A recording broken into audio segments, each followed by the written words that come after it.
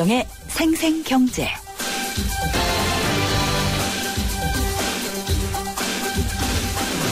안녕하십니까, 김윤경입니다. 박근혜 대통령이 취임한 지 1년째 되는 오늘 경제혁신 3개년 계획이 발표가 됐습니다. 우리 경제의 활력을 찾고 도약을 시키겠다. 그래서 국민들이 행복할 수 있도록 하겠다는 정부의 강력한 의지, 좋습니다. 우리 경제가 안고 있는 문제, 추진해야 될 정책이 모두 망라된 것 같습니다. 하지만 그래서일까요? 이걸 3년 안에 이루겠다는 목표가 버거워 보입니다. 이 계획을 만든 기간도 2개월밖에 안 되고요. 경제 구조적, 체질적인 변화는 서두른다고 이루어지는 것이 아니라 오히려 충분한 시간을 갖고 추진을 해야지 가능합니다. 좀 더 멀리, 다음 정부, 또 다다음 정부까지 해야 할 역할을 내다보고 차근차근 비전과 목표를 세우는 경제 계획은 왜 안 나올까요? 임기 안에 뭐든 해보려는 조바심 때문이겠죠. 단기적인 실행 계획보다는 중장기적으로 우리 경제가 나가야 될 비전을 세우고 보여주는 경제 정책, 참 아쉽습니다.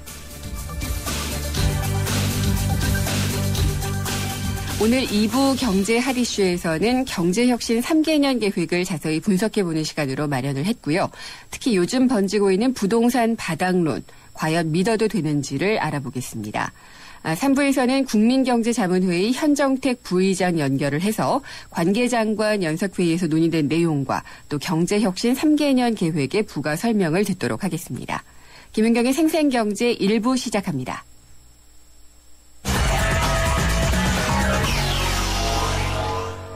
네, 오늘의 증시 알아보겠습니다. 신한금융투자의 곽상준 PB팀장 연결돼 있습니다. 안녕하십니까? 네, 안녕하십니까. 곽상준입니다. 네, 오늘 아무래도 경제혁신 계획 때문인가요? 시장이 많이 힘을 받은 것 같네요. 네, 그렇습니다. 오늘 외국인들이 화답을 했다 하는 게 조금 다른 결인데요. 네. 만약에 기관이라든가 국내 일반 기업들 쪽에서의 투자가 많았다면 정말로 국내에서 화답을 많이 했다 이렇게 볼 수 있는데 외국인들 매수라서 약간 고개가 갸우뚱한 화답이었다 이렇게 설명할 수 있을 것 같습니다. 어쨌거나 이틀 지난 주말에 이어서 강한 상승세를 보여줬는데요. 주말과 오늘 동일한 흐름은 마감 종가가 가장 높게 마감됐다라는 것입니다. 오늘 거래소 종합주가지수는 아침 시작 시점에는 9포인트 상승으로 시작을 했는데요. 마감은 15.81포인트, 0.81% 상승을 하면서 1964.86포인트를 기록했습니다. 네. 업종별로는 전반적으로 상승세를 보여주고 있는 가운데 증권과 통신업종의 상승이 눈에 띄었는데요. 그런데 그동안 계속 올라왔던 건설과 비금속, 광물, 시멘트 업종은 오히려 좀 빠지는 모습 보여주었습니다. 이렇게 개혁 발표가 있고 나니 이제 오히려 그동안 오르던 주가가 한풀 꺾인, 그러니까 뉴스에는 주가가 떨어지는 그런 양상 보여주었다 이렇게 볼 수 있겠고요. 네. 거래소뿐만 아니라 코스닥 시장도 강세 나타내었습니다만 거래소의 빛에 조금 가리는 모습이었습니다. 오늘 2.94포인트 상승으로 시작했던 코스닥 증시는 마감 지수로는 2.27포인트, 0.43%가 상승을 하면서 528.61포인트로 장을 마감하는 모습 보여주었습니다. 종이목재 디지털 컨텐츠 업종 강세 보여줬고요. 통신장비와 섬유 의류는 소폭 하락하는 모양 보여주었습니다. 양시장 모두 외국인들이 주도적인 흐름들을 보여주었고요. 오늘은 선물 시장에서도 외국인들의 매수가 눈에 띄는 하루였습니다. 이제 곧 그 선물 마감 지수가 나올 건데요. 선물 상승세보다는 현물의 그냥 일반 주식의 상승폭이 더 크게 나타났습니다. 그래서 연속적으로 상승을 예측하기에는 네. 조금 부족한 감이 있는 그런 마감이었습니다. 외국인들은 왜 샀을까요? 네, 지난 2월 19일 경에 이제 펀드의 흐름들에 대해서 잠깐 말씀을 드렸지 않습니까? 네. 인터내셔널, 즉 선진국 쪽으로 투자가 좀 비중이 많은 인터내셔널 펀드는 유입이 상당하지만 아시아 쪽과 이머징 마켓 쪽으로의 펀드 흐름들은 아직 전환이 안 됐다라는 말씀 드렸는데요. 안 그래도 좀 궁금해서 방송 전에 좀 확인을 해봤습니다. 이게 주간 단위로 그 체크가 돼서 이번 주의 흐름들은 일간 단위로 어떻게 흐름이 바뀌었는지는 지금 정확히 분석이 안 나옵니다만 지난 주말과 이번 화요일 날 외국인들의 매수가 있는 걸로 봐서는 한국과 관련된 펀드 흐름들이 조금은 개선됐을 가능성이 있어 보인다 이렇게 볼 수 있는데요. 이 부분들은 그 미국 국채 금리의 흐름을 보면서 궤적을 쫓아가면은 상당히 유효하다 이렇게 볼 수 있겠습니다. 그 미국 국채 금리가 올라간다, 즉 채권 가격이 떨어진다라는 것은 안전자산에 대한 선호가 좀 떨어지고 위험자산으로도 투자를 할 수 있다라는 것인데요. 한국 주식을 이런 정도로 보시면 되겠어요. 그 한국 주식 시장 같은 경우는 안전자산은 아니죠. 주식시장이니까. 그런데 위험 자산에 투자할 때는 상당히 선순위에 있다라는 것입니다. 그러니까 그 여러 그 선진국 증시 투자자들이 해외 증시를 투자할 때 가장 먼저 손을 대는 주식 중에 하나가 한국 주식이라는 것이죠. 한국 주식에 먼저 손을 대고 나서 더 좀 위험하고 더 높은 수익을 원하는 사람들이 뭐 동남아시아라든가 남미 이런 쪽으로 투자를 하게 되죠. 그래서 한국은 한 중간쯤 정도 위치하고 있기 때문에 그 펀드 플로들이 한 중립 정도만 되면 한국에는 최근에 유리한 그런 수급 흐름들이 전개되었던 것이 2013년의 경험입니다. 그래서 이번에도 그럴 가능성은 충분히 다분하다. 그래서 외국인들의 그 매수 흐름들이 연속적으로만 나타난다면 2000포인트 내외의 수준까지도 지수가 회복할 수는 있겠다. 그러나 아직까지 나온 걸로 봐서는 확증하기가 좀 어려운 것이 오늘 방금 전에 선물 시세가 나왔는데요. 선물 시세는 현물 시세보다 0.06포인트만 높게 나왔습니다. 그렇군요. 예, 보통 이제 그 미래가 긍정적으로 보일 때는 선물 지수가 좀 많이 올라가는 소위 말하는 컨탱커가 강하게 나타나게 되는데요. 아직까지 그런 현상은 없기 때문에 외국인들이 미래까지도 강하게 베팅하고 있지는 않다 이렇게 볼 수 있겠습니다. 오늘 아까 말씀하시기로는 이제 건설이라든지 이렇게 좀 많이 그동안 정책 기대감으로 올랐던 종목 업종들은 좀 빠졌다고 말씀을 하셨는데요. 예, 맞습니다. 증권사들은 좀 많이 올랐어요. 네, 맞습니다. 이게 어떤 이유가 있을까요? 지수에 약간 후행하는 것이 증권사들의 주가 흐름입니다. 네, 최근에 증권사들의 하락폭은 매우 컸는데요. 증권사들 정말 장사하기 힘든 나날을 보내고 있습니다. 그래서 그 장부가치 이하로 주가들이 다 빠져 있고요. 그리고 2008년도 위기 당시 때보다도 주가가 더 빠진 증권사들이 굉장히 많습니다. 그런 상황에서 지수가 단기간에 약 한 50포인트 이상 올라주니까 거기에 대한 기대감에 따라 오른 것이다. 그렇게 볼 수 있겠고요. 주식이라는 게 조금 그 어떤 뉘앙스를 좀 갈라서 보실 필요가 있는데요. 이렇게 주가가 올랐다고 증권회사들이 바로 돈을 버는 것은 아닙니다.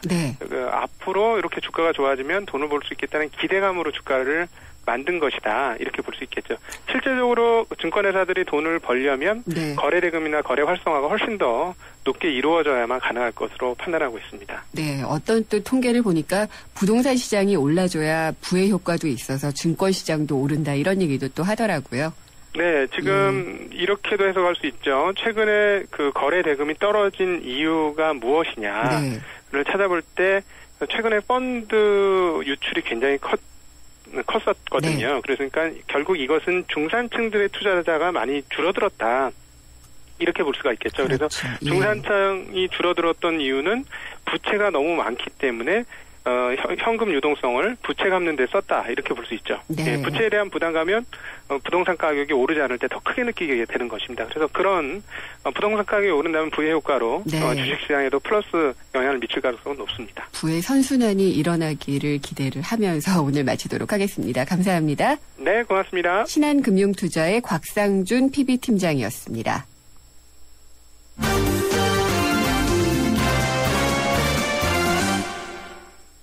오늘의 주요 경제 뉴스 정리하겠습니다. 한국일보의 이성철 산업부장입니다. 안녕하십니까? 안녕하세요. 가계부채가 드디어 1,000조 원 시대에 진입을 했네요. 네, 공식적으로 이제 확인이 된 겁니다.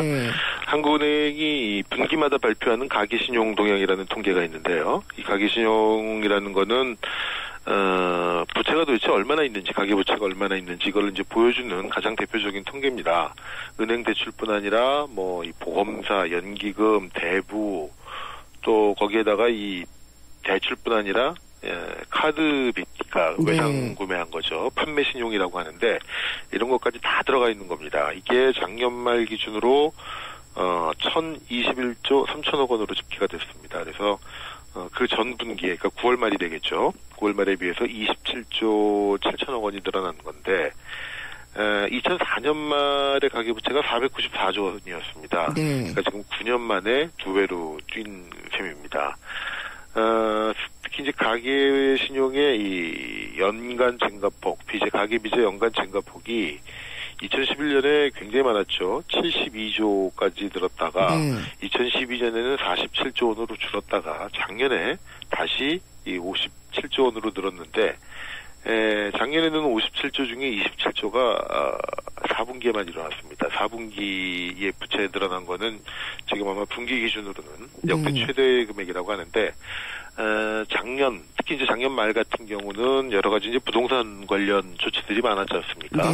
그러다 보니까 어떻게 보면 정부가 좀 가계 빚을 내서라도 빚을 좀 내서라도 집을 사라 뭐 이런 쪽에 약간 유도하는 그런 뉘앙스의 정책들도 사실 굉장히 많았습니다. 그러다 보니까 이제 그 부채가 좀 늘어나는 그런 모습을 보였는데 이 사실 가계 부채하고 부동산하고는 굉장히 뭐랄까요, 이 상극관계가 있는 것이죠. 만약에 빚을 좀 더 쉽게 받을 수 있게 한다면 가계부채 문제는 심각해지겠지만 부동산은 좀 살아날 가능성이 있고요. 반대로 가계빚을 확 조이면은 가계부채 문제는 조금 해결이 되겠지만 부동산 시장은 나빠지는, 이게 서로 그 스트레이트 오프 관계가 성립이 되다 보니까 참 이러지도 저러지도 못하는 건 분명한 사실인데 중장기적인 건전성의 측면에서 본다면은 단기적인 이 경기 부양 효과를 본다면은 부동산이 더 중요할지 모르겠습니다만 전체적인 우리나라 경제의 건전성 측면에서 본다면은 가계부채가 조금 더 중요한 것 아닐까 하는 전 개인적으로 그런 생각이 듭니다. 그러게요. 드디어 이제 1,000조 원이라는 상징적인 숫자가 또 나왔고 여기에다가 또 오늘 이 경제혁신 개발 계획이 나오면서 DTI, LTV 완화에 대한 또 기대감까지 불어졌잖아요. 오늘 경제혁신 3개년 계획 말씀하신 김에 그 얘기부터 좀 말씀을 드리면은 오늘 예고했던 대로 이제 경제혁신 3개년 계획이 발표가 됐습니다. 지난 연초에 박근혜 대통령이 이제 기자회견을 통해서 이런 걸 만들겠다고 얘기를 했고 한 50일 동안 정부가 작업을 해서 만들었는데 여러 가지 내용이 들어 있습니다. 벤처붐을 조성해서 창조 경제를 만들어 가자 이제 이런 얘기가 있었고요. 또 기업 활동에 장애가 되는 규제를 풀어서 경기를 살린다는, 그래서 규제 총량제를 도입을 하겠다. 그리고 경제 전반의 규제를 원점에서 재검토해 나가겠다. 이런 얘기도 들어가 있었습니다. 그리고 이 보건, 의료, 교육, 관광, 금융 이런 그 서비스 산업을 집중적으로 육성을 해서 그쪽에서 좀 더 일자리를 많이 창출해 나가겠다라는 그런 내용도 들어가 있고요. 또 공공부문, 지금 정부가 가장 역점을 둬서 지금 개혁을 하고자 하는 분야가 이 공공 분야인데 거기에서도 이제 그 몇몇 업체 꼭 민간과 지금 경합을 하고 있거나 꼭 굳이 공공인 부문이 갖고 있어야 할 이유가 없는 그런 공기업들은 과감하게 민영화를 하겠다. 그런 얘기도 들어 있었습니다. 그리고 공무원연금, 군인연금, 사학연금, 국민연금 이외에 이 특수연금이라고 하던가요? 그런 부분에 대한 개혁 의지도 들어갔고, 그래서 아무튼 2017년까지 4% 성장, 고용률 70%, 국민소득 4만 달러 기반 이런 걸 달성하겠다는데 474죠. 공교롭게도 그 이명박 정부의 747을 거꾸로 해놓은 듯한 그런 모습이 있는데 평가는 여러 가지가 나올 수가 있습니다. 근데 다만 보기에 따라서는 중요한 내용도 많이 들어가 있습니다만 구체적으로 뭐를 역점을 둬서 하겠다라는 느낌이 잘 안 와닿는. 너무 많죠. 너무 가지수가 많고 너무 좀 나열식이고 박근혜 정부의 이 경제정책, 혁신정책은 이거다라고 하는 그런 게 잘 안 잡히는 그런 좀 느낌을 받게 됩니다. 공무원들이 이런 성향을 갖고 있다라고 얘기를 하면은 너무 또 이게 편견일지는 모르겠지만 이게 다 나열하는 걸 참 좋아하는 것 같아요. 이게 사실 3개년 계획이니까 사실은 특정 분야라기보다는 종합적인 이 박근혜 정부 하에서 추진하겠다는 이제 종합계획 성격이기 때문에 방대한 내용을 포괄할 수밖에 없는 측면도 있겠습니다만 그래도 이제 좀 아쉬운 거는 과거 정부와는 다른, 이게 만약에 제목을 이렇게 공란으로 놓고 네. 한번 보면 이게 박근혜 정부 건지, 네. 그전 정부 건지, 이렇게 딱 소위 정권의 특징, 정권의 철학, 이런 것들이 좀 되어 있다는 느낌이 별로 안 들거든요. 네. 왠지 그런 부분이 좀 아쉬운 것 같습니다. 좀 선택과 집중을 해서 설명을 해줬으면 좀 더 체감하지 않았을까라는 생각도 하고요. 네. 이 많은 것들을 3년 안에 하겠다고 하니까 과연 네. 할 수 있겠느냐 이런 네. 생각도 들고 하는 네. 것 같습니다. 긍정적으로 보신 측면은 어떤 게 있었나요? 일단은 그 서비스 산업을 좀 더 육성해야 되겠다라는 얘기들, 그다음에 어쨌든 우리 경제가 지나치게 대기업 위주로 짜여져 있기 때문에 벤처를 키워나가겠다라는 얘기, 그런 네. 것들은 저는 굉장히 긍정적으로 봅니다. 근데 다만 예. 문제는 실천 방법인데, 이게 지금 와서 새삼스럽게 제기된 이슈는 아니거든요. 그렇죠. 이전부터 쭉 문제가 제기가 되어 왔는데, 다만 그거 역시도 구체적인 실천 방법론에 들어가면, 물론 이게 뭐 사실 뾰족한 방법이 있었으면 여태까지 못했을 리가 없겠죠. 네. 지금까지 안 됐다는 건 사실 뾰족한 방법이 없다는 건데, 그래도 어쨌든 그 현 정부에서 내놓은, 어떻게 보면은 첫 1년 만에, 집권 1년 네. 만에 내놓은 첫 종합계획인데, 조금 뭐랄까요, 개성과 칼날할까요? 이런 것들이 좀 약해 보이지 않나라는 느낌이 좀 아쉬움이 많이 있습니다. 어차피 저는 이렇게 그 좀 주도적으로, 정부 주도적으로 할 거라면은 네. 공공기관 개혁은 확실하게 했으면 좋겠다라는 그렇죠. 생각은 좀 들었어요. 그 부분이 굉장히 필요하고, 예. 특히 이제 공공 부분이 이제 국민들한테 설득력을 얻기 위해서는 정부가 먼저 뭔가를 포기하고 이런 네. 것들을 좀 분명히 보여줘야 될 것 같고요. 근데 다만 그런 건 있습니다. 뭐 보기에 따라서는 너무 장밋빛 아니냐, 네. 너무 백화점식 나열 아니냐, 이제 그런 지적도 나올 수 있습니다만, 그래도 이런 걸 안 하는 것보다는 사실은 하는 게 낫습니다. 네. 어쨌든 뭘 하겠다라는 거를 보여주고, 또 예. 비판받는 부분이 있으면 수정을 하고, 이런 걸 해야지, 이런 거 자체를 안 한다 그러면은, 사실 지난 1년 동안 이런 게 없었는데요. 사실은 내놓는 게 맞죠, 이런 거라도. 네. 네. 그리고 미국과 일본의 환태평양 경제 동반자 협정, TPP 협정이 왜 이 두 사이에서 난항을 겪고 있다는 얘기가 나오죠? 지금 이제 이 TPP, 이 아시아 태평양 지역의 거대 경제권을 이제 하나로 묶는, 네. 어떻게 보면 세계 최대의 경제 블록이 만들어지는 건데, 여기에 주역은 미국이고요. 두 번째 주인공은 한 일본쯤 됩니다. 경제 네. 규모로 본다면. 이 두 나라가 입장차를 잘 못 좁히는 것 같습니다. 지금 이 싱가포르에서 이 관련국 협상이 이어지고 있는데, 미국하고 일본이 따로 만나서 장관급 회담을 열었는데, 역시 농산물 개방 문제를 놓고 두 나라가 첨예하게 맞섰다고 그럽니다. 그렇군요. 일본은 농산물 시장 개방에 굉장히 부정적이고, 네. 반대로 미국은 자국산 농산물을 최대한 많이 팔겠다는 입장이고, 그래서 전체적인 TPP 발족 자체도 조금 늦어지게 되는 게 아닌가. 글쎄, 우리는 지금 뒤늦게 여기 들어가겠다고 했는데, 이 TPP가 좀 늦어지는 게 좋은 건지, 네. 빨리 어쨌든 만들어지는 게 좋은 건지 선뜻 예. 판단이 안 서는 부분도 있는 것 같습니다. 그러게요. 두 나라가 이 친한 만큼 빨리 될 줄 알았는데 역시 각국의 이해가 들어가게 되면 쉽지는 않군요. 네. 네. 오늘 얘기 잘 들었습니다. 감사합니다. 네. 생생경제 1부 함께 하셨습니다. 잠시 후 2부에서는요. 오늘 발표된 경제혁신 3개년 계획에 대해서 전문가들의 분석, 그리고 또 부동산 시장은 과연 바닥을 친 것인지 여기에 대한 비판적인 의견도 들어보도록 하겠습니다.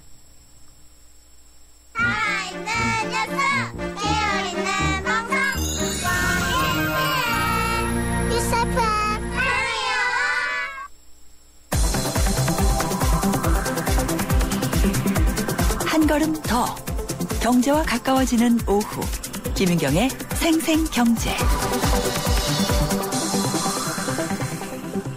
세상의 베이스가 되다 포스코 협찬으로 김윤경의 생생경제 2부 시작하겠습니다. 생생경제 참여 방법 알려드릴게요. YTN 라디오의 앱 예스가 있고요. 짧은 문자는 50원, 긴 문자는 100원이 부과되는 휴대전화 우물정의 0945번. 트위터는 YTN_이코노미고요. 웹사이트로도 보내주십시오. 여러분의 많은 의견 기다리겠습니다. 눈부신 광채 피부 그 이상. 새로 나온 블루밍 에센스.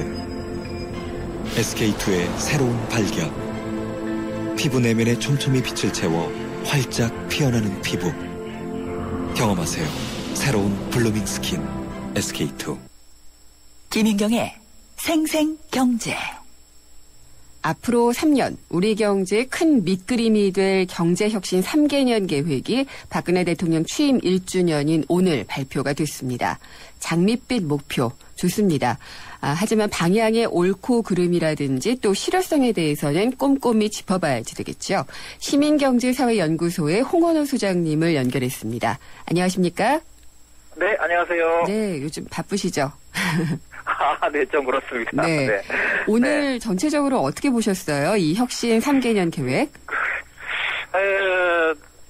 그동안 박 대통령이 상당히 좀 신선한 모습을 보였었죠. 대선 때 경제민주화 공약을 제시해서 네. 이거는 보수 정당에서 나오기 좀 어려운 건데 하면서 신선하게 생각을 했는데 참 안타깝게도 갈수록 경제 민주화는 좀 거리가 먼 거 아니냐 이런 얘기들이 있었는데 이번에 발표한 것도 경제 민주화는 좀 거리가 있는 것 같아서 네. 경제 민주화에 관심이 많았던 분들은 조금 실망을 하지 않았을까 이런 생각도 좀 해봅니다. 이번에 나온 내용을 좀 들여다보면 가장 핵심적인 내용이 서비스업 빅뱅, 서비스업 네. 규제 완화인데 여기에는 의료 민영화나 이런 것 등이 포함될 것이기 때문에 상당히 이 의료 민영화에 대해서 걱정하는 사람들에 대해서는 좀 걱정을 할 것 같고요. 두 번째 지금 LTV나 DTI 규제 완화, 네. 부동산 금융 규제 완화를 좀 하겠다 이런 얘기도 있었는데 이것에 대해서도 상당히 좀 논란이 될 것 같아요. 네. 그다음에 또 R&D 투자를 좀 확대하겠다 이런 얘기도 했는데 지금 우리나라의 R&D 공공 투자가 규모가 세계 2위거든요. GDP 네. 대비로 따져서 그게 4%로 세계 2위인데 이걸 5%까지 올리겠다. 그럼 한 13조 원 정도를 더 투자하겠다는 건데 이것도 해마다요. 네. 근데 지금 복지 공약이 상당히 후퇴한다는 비판이 많은데 이 대기업의 혜택이 주로 들어가는 이 R&D 부분에 해마다 13조 원 정도를 추가로 투입한다고 했을 때, 네. 한다고 할 때, 이게 어느 정도 국민들의 공감대를 얻을 수 있을지 좀 의구심이 좀 많이 듭니다. 네. 저는 개인적으로, 네. 박근혜 정부가 하겠다는 게 창조 경제였잖아요. 근데 그 이름이 오늘 이제 혁신 경제로 바뀐 것 같고요. 예. 여전히 그 핵심 개념이 뭔지를 모르겠어요. 그게 예전에 저희가 대선 때 3대 미스테리 중에 하나다라고 해서 창조 경제가 뭔지 모르겠다는 얘기 많이 했었잖아요. 혁신 경제는 뭘 말하는 걸로 받아들이셨어요?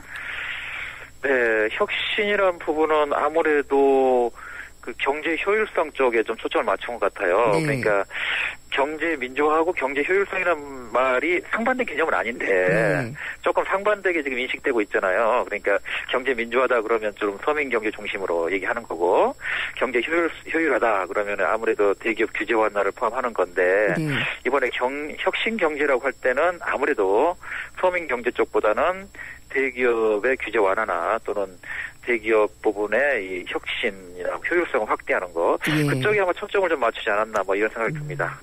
그렇군요. 그리고 저는 조금 긍정적으로 본 부분이 있다면은 공공부문 부채나 비리에 대한 해법이었던 것 같아요. 이 부분이 좀 강조가 되기는 했거든요. 네, 지금 현 정부가 공공부문 개혁에 대해서 상당히 관심 있게 개혁을 하려고 시도하는 것 그 자체는 굉장히 바람직하죠. 그걸 비판하는 사람은 거의 없는데 문제는 그 내용인 것 같아요. 그래서 부채를 지금 한 200%로 감소하게 하겠다, 감축하겠다 이런 얘기인데 근데 이 목표는 괜찮은데 문제는 공기업이 굉장히 다양해요. 네. 공공기관도 굉장히 다양하고 그렇죠. 그래서 이 개별의 그 특성을 무시하게 되면 여기에 대해 상당한 비판이 있을 수 있거든요.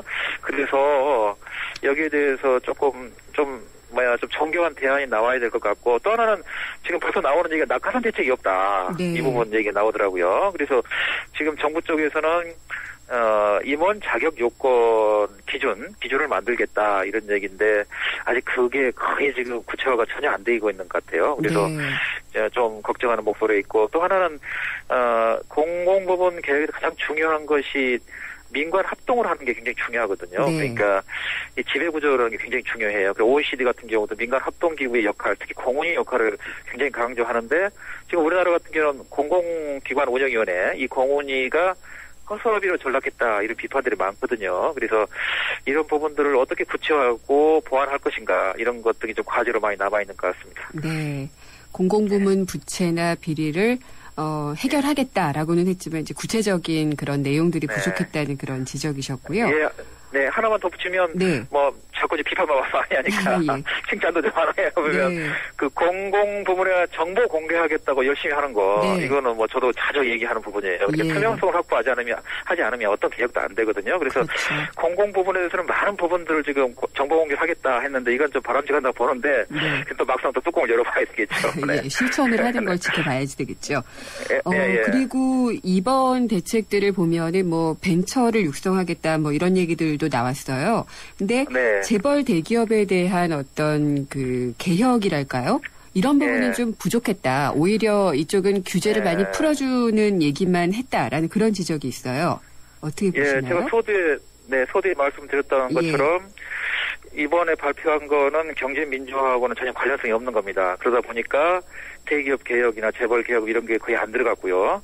오히려 이제 대기업에 대한 규제 완화, 대자본에 대한 규제 완화 이런 것 등이 핵심이 됐는데 이렇게 되면 우려하는 분들이 많죠. 왜냐 그러면 대기업에 대한 규제 완화나 대자본에 대한 규제 완화란 거는 중소기업의 시장을 잠식하는 규제를 잠식하는 걸 허용하는 그런 쪽으로 나아갈 가능성이 굉장히 많거든요. 뭐 과거에 뭐 유통업 규제 완화처럼요. 그래서 네.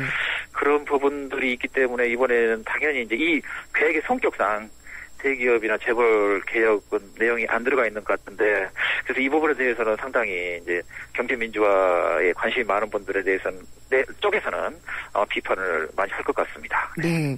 그러니까 그 며칠 전에 박근혜 대통령이 했던 말씀이 규제 완화라고 쓰고 일자리 창출이라고 일자 이런 말씀을 하셨던 것 같아요.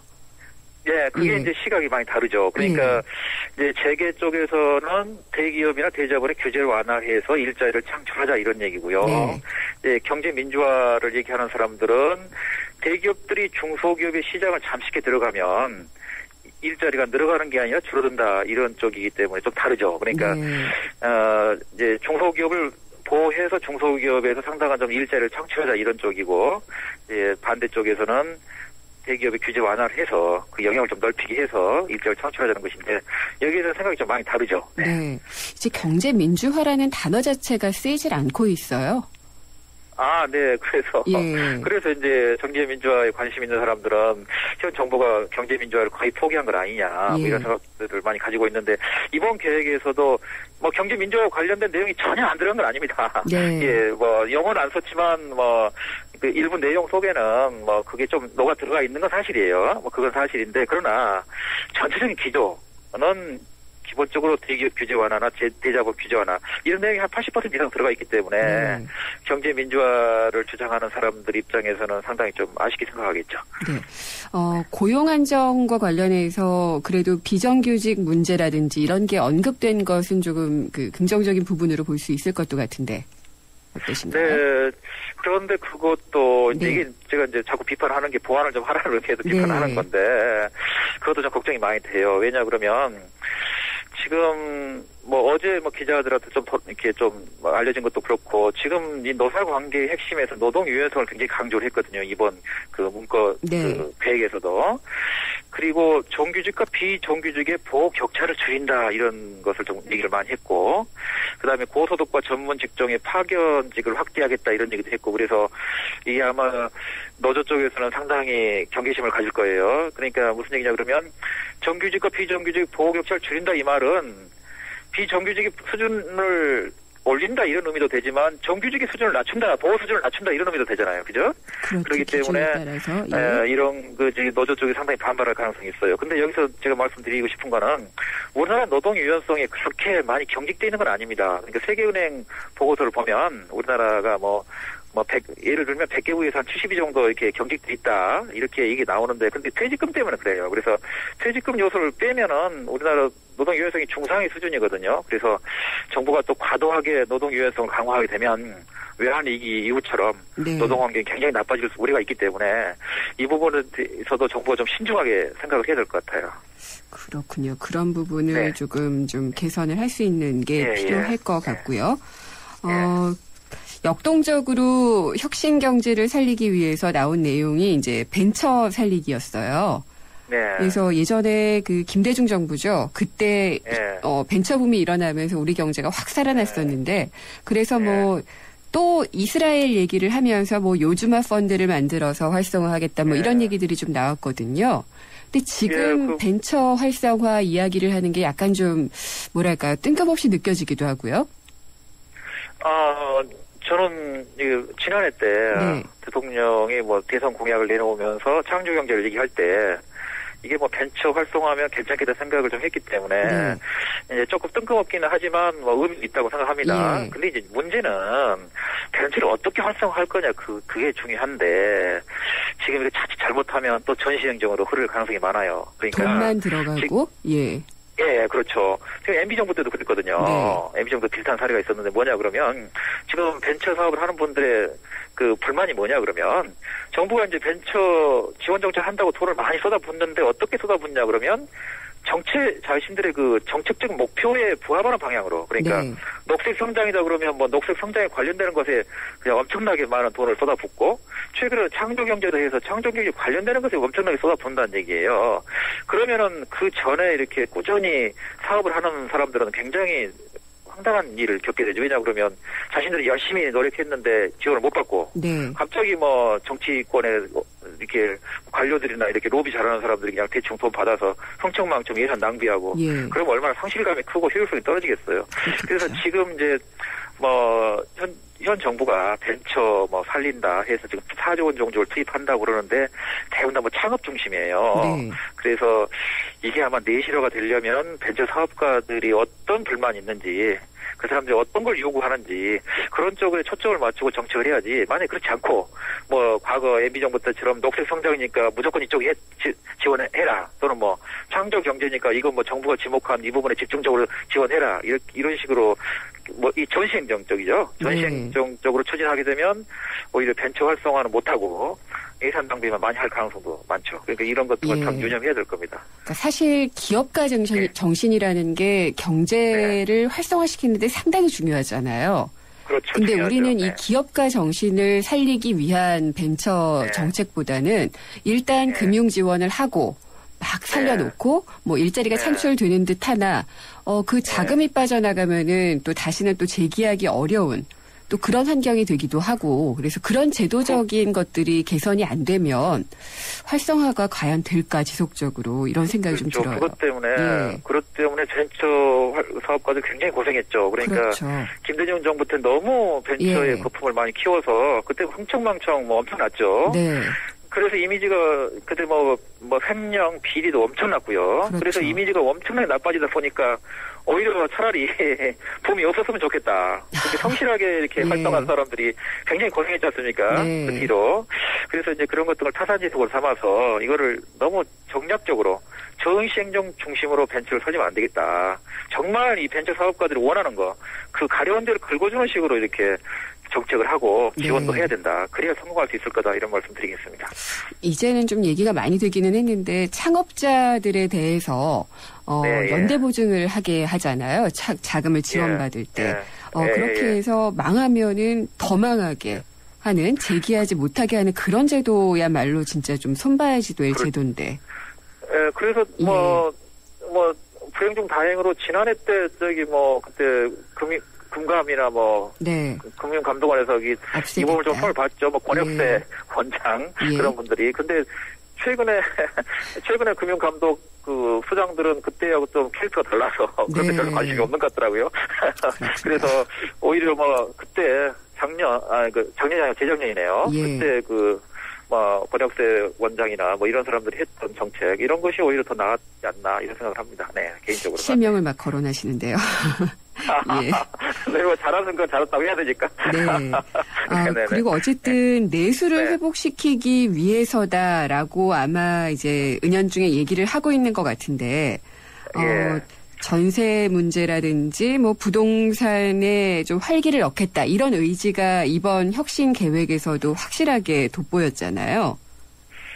그러니까요. 지금 보니까 부동산 시장 쪽에 특히 아까 LTV, DTI 규제 완화 그러니까 지금 전방위적으로 지금 규제 완화를 하고 있거든요. 부동산 쪽에. 그러니까 재건축 초과이익 환수제도 폐지하겠다 그러고 그 소형주택 의무 비율도 지금 크게 완화하겠다 이렇게 나오고 있고 그런데 거기다가 LTV DTI 규제 완화까지 지금 하겠다 이렇게 나오고 있거든요. 근데 지금 많은 부동산 전문가들이 바닥에 근접했거나 바닥에 근접하고 있다. 예, 바닥에 왔거나 바닥에 근접하고 있다. 이런 얘기를 많이 하고 있는데 이런 상황에서 이런 식으로 적극적으로 부양을 해도 되는 것인지 그 상당히 의문이에요. 바닥이라고 보시나요? 소장님은 지금? 바닥이라고는 안 보지만 바닥에 상당히 근접해 있다는 부장까지 저는 완전히 부정하지 않습니다. 왜 이런 말씀을 드리냐 그러면 항상 주택에서 중요한 게 PIR이라는 그 지표인데 그러니까 연소득 대비 주택 가격 배율인데 특히 서울 아파트 동향이 굉장히 중요하죠. 이게 이 배율이 2006년 같은 경우는 한 12배 정도 됐는데요. 지금 한 8.4배 정도 내려왔습니다. 그래서 이게 이제 2000년 수준까지 가려면 한 7배 정도로 낮아져야 되기 때문에 여전히 지금 서울 아파트에 거품은 있는 건 사실이죠. 그렇지만 급락할 가능성은 상당히 이제 줄어들었고 그렇기 때문에 또 이제 전세가도 많이 오르고 있고 그렇기 때문에 급락할 가능성은 없고요. 바닥에는 이제 차근차근 접근해가는 단계다. 이 정도는 얘기할 수 있을 것 같습니다. 네, 바닥에 근접해 가고 있다는 것은 아직까지도 더 떨어질 여지는 있다는 말씀이잖아요. 네, 그럴 가능성은 있죠. 떨어진다 이렇게 얘기할 수는 없지만 떨어질 가능성도 배제할 수는 없는 상황이죠. 이런 상황에서 지금 사실은 DTI, LTV는 저는 금기어라고 생각을 했어요. 저도 마찬가지입니다. 금기어를 며칠 전서부터 많이 이렇게 회자가 되기 시작하더니 오늘 드디어 언급이 됐거든요. 이렇게 되면은 부동산에 쳤던 규제는 다 풀렸다라고 봐도 사실 과언이 아닐 것 같거든요.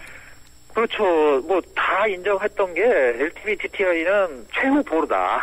부동산 그 규제 완화에. 그랬는데 이 시점에서 지금 굉장히 부동산이 급락하는 단계도 아닌데 오히려 일부 지역에 투기가 우려된다는 얘기도 나올 정도인데 이럴 때 그거를 풀어도 되는 것인지 그리고 그게 지금 오늘 발표한 계획에서 문건과 좀 충돌하는 측면이 있어요. 그러니까 문건에서 뭐라고 했냐 그러면 가처분 소득 대비 가계부채 비율을 160% 후반에서 160% 초반으로 낮추겠다 그랬거든요. 한 5%포인트 낮추겠다고 그랬는데, 낮추려면 LTV DTI 규제를 더 강화해야지. 완화하면 낮출 수가 없잖아요. 부채가 늘어가니까. 그 부분이. 그리고 부동산 가격이 회복이 되면 집 사는 사람이 많아지잖아요. 그죠? 많아지면 부채는 필연적으로 늘게 돼 있어요.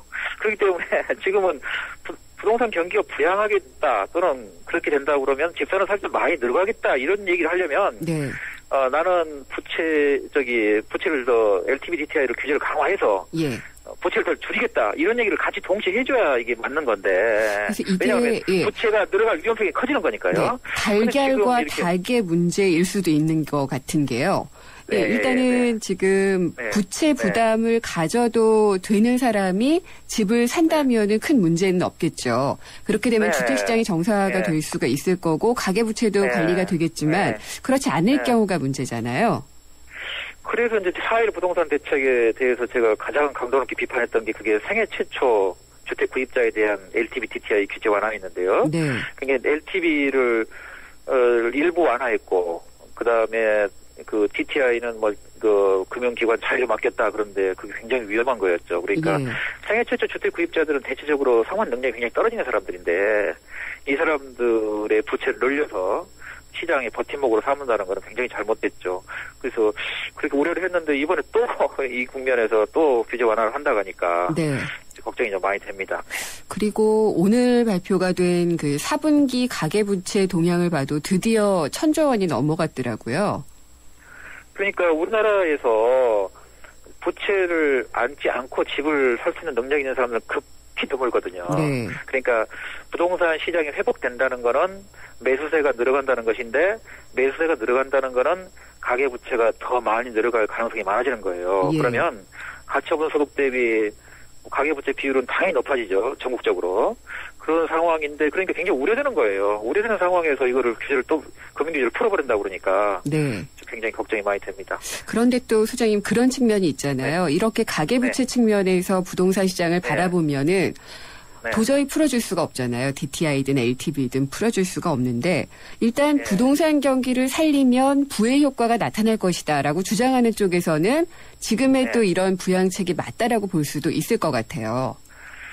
그런데 이제 네. 부동산 시장의 부의 효과, 그러니까 예. 부동산 시장의 부의 효과라는 거는 부동산 가격이 오르면 사람들이 내가 부자가 됐다. 그래서 네. 이제 소비를 많이 늘리는 효과를 이제 부의 효과를 하는데 그 순기능에 비해서 역기능이 훨씬 크거든요. 그러니까 네. 왜 이런 말씀을 드리냐 그러면 지금 2000년하고 지금하고 비교해서 이 부동산 투기 때문에 이게 통계를 빼보면 1년에 가계가 1년에 한 30조 원 정도 이자 순손실을 겪고 있습니다. 네. 이자를 그만큼 못 받는다는 거예요. 근데 이자를 대출 이자를 또 많이 내기도 하기 때문에 이렇게 손해가 많아요. 그러면 부의 효과, 아까 말한 그 부동산 가격이 오른다고 집사 사람들이 막 소비 늘리나 해서 그렇지 않거든요. 네. 그러니까 그 부동산 가격 상승이나 부의 효과라는 것은 극소수고 아주 작고 예. 반면에 부동산 투기가 일어나고 가계부채가 심각해져서 나타나는 금융 비용 부담, 네. 이건 엄청나게 큰 거죠. 그래서 이제 미국을 비롯해서 많은 나라가 부동산 때문에 금융위기를 겪어서 큰 고생을 했던 것도 그만큼 부동산 투기조에 인한 역기능이 크기 때문에 지금 그 약간의 조그만 이게 손톱만한 그 부의 효과 때문에 네. 부동산 가격을 부양해야 한다 이런 얘기는 별로 설득력이 없죠. 일단 이렇게 부양해 놓으면은 다른 것들이 따라갈 것이다라고 보는 것이 너무나 낙관적인 견해다라는 그런 입장이신 거네요. 네, 예. 그렇죠. 너무 지나치게 낙관적이죠, 그거는. 그래서 지금 하여튼 바닥론 하면서 이제 집 살 때인 것 같은 그런 분위기를 좀 형성하고 있는 것은 분명히 있어요. 그래서 아까 이제 PIR이라고 하셨죠. 연소득 대비해서 주택가격. 이게 네. 예전 수준까지 가려면 아직도 조금 거품이 있기 때문에 바닥에 네. 근접했다라고 이제 소장님은 얘기를 하셨는데 거래량이 많이 늘어나고 있다. 이렇게 온기가 돌고 있다. 이런 말들이 많이 나오는 것은 왜 그럴까요? 예, 그러니까 그러면 지금 이제 거품이 있지만 거래량이 늘어갈 때, 근데 이제 아까 그 PIR이라는 게 네. 절대적인 기준은 없습니다. 예. 국가마다 많이 다르고요. 그래서 국가를 단순 비교할 수는 없어요. 이게 많이 다릅니다. 네. 그러니까 단순 비교할 수 없어서 우리가 이제 비교할 때도 이제 우리는 같은 경제 수준이기 때문에 특히 유사한 경제 수준이기 때문에 2000년하고 이제 비교를 하는 거예요. 그래서 하는데 그러나 반드시 2000년까지 이렇게 낮아진다 이렇게 얘기할 수는 없고요. 그러니까 7배가 아니라 7.5배나 8배 정도에서 바닥을 형성할 수도 있어요. 네. 그렇기 때문에 제가 이 자리에서 앞으로도 부동산 가격이 많이 빠질 거다 이렇게 얘기할 수는 없고 또 많이 오를 거다 이렇게 얘기하는 것도 둘 다 무책임하다고 생각돼요. 네. 지금 이제 거래량이 쭉 늘어가는 거는 제가 볼 때는 아무래도 전세 가격 때문에 그런 것 같아요. 네. 전세 가격이 너무 많이 오르다 보니까 사실 전세 살고 월세 사면 이사 많이 하고 굉장히 불편하거든요. 네. 그러니까 차라리 그냥 집값 안 오르다도 현 수준만 유지한다면 그냥 집 사고 말지 이런 사람들이 꽤 많이 늘었다고 볼 수 있죠. 그래서 최근에 이제 거래량 늘고 있기 때문에 근데 이제 그건 거래량 늘거나 지금 회복되는 거는 저는 나쁜 신호로 보지 않습니다. 왜냐 그러면 이게 만약 일본식으로 붕괴했다 그러면 네. 정말 그 부작용은 말도 못하거든요. 아직 걷잡을 수 없거든요. 네. 그렇기 때문에 지금 연착륙으로 가는 거, 거래량 조금 살아나는 거 이건 좋아요. 그래서 문제는 정부죠. 예. 그리고 소장님 오늘 마무리를 해야지 될 것 같은데요. 오늘 개혁안 너무 방대했지만 여기에 그래도 빠져서는 안 됐을 것이 있다라고 생각되는 게 있다면 어떤 건가요? 네, 여러 가지 보완할 게 워낙 많아서. 네. 그냥 보완을 좀 많이 했으면 좋겠다. 전체적으로 전부 다. 부문별로 다. 예, 부문별로 다. 예. 그러니까 지금 경제 민주화하고 정반대로 가고 대기업 중심의 규제 완화가 중심이 되고 있기 때문에 네. 굉장히 우려도 많이 되고 반발도 심할 거고요. 네. 그다음에 너무 좀 균형이 좀 안 잡혀 있는 상태이기 때문에 실제적으로 그래서 균형을 좀 잡으려고 노력을 해야 되고 그래서 이렇게 보완해야 될 게 한두 개가 아니기 때문에 제가 어떤 점을 보완해라 이렇게 얘기하기 좀 그렇네요. 네. 그렇군요. 그래서 많이 좀 보완을 했으면 좋겠어요. 네. 보완을 할 수 있는 또 기회가 있으니까요. 보완을 하면서 구체적인 것들이 마련되면은 좋겠습니다. 오늘 말씀 감사합니다. 네, 감사합니다. 시민경제사회연구소 홍원호 소장이었습니다. 제가요 틀니 때문에 불편했걸랑요. 음식을 씻거나 노래할 적에 덜그덕 걸리니까 자신감도 없어지고 근데 폴리덴트 접착크림 좋더라고. 틀니를 딱 붙이니까 하루 종일 걱정이 없어요. 폴리덴트 덕분에 자신 있다고. 폴리덴트 글락소스미스클라인 본제품은 의료기기입니다. 2013년 쉐보레가 국내와 글로벌에서 자체 판매 신기록을 달성했다는 놀라운 소식. 그리고 놀라운 혜택. 최대 3년 3.9% 할부 및 추가 할인. 말리부 캡티바 1.9% 할부에 최대 80만 원 특별 할인까지. 2014년에도 놀라움은 계속됩니다. 일부 차종 제외 2월 28일까지. Chevrolet, find new roads. 경제혁신 3개년 계획 관련 내용이 워낙 많고 중요해서 IT로 보는 경제시간까지 할애해서 홍원호 소장과 얘기를 나눠봤고요. 이 내용은 3부에서도 이어집니다.